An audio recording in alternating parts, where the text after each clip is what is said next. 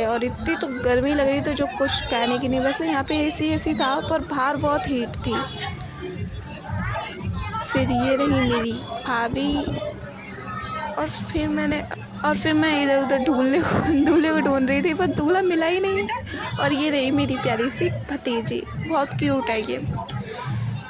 फिर मैं चली गई 2-3 फ़ोटो क्लिक करने।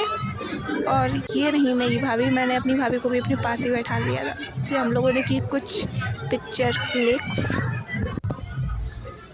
और ये देखिए यहाँ बहुत गर्मी थी जो कुछ कहने की नहीं। और ये रही मेरी प्यारी सी मॉम।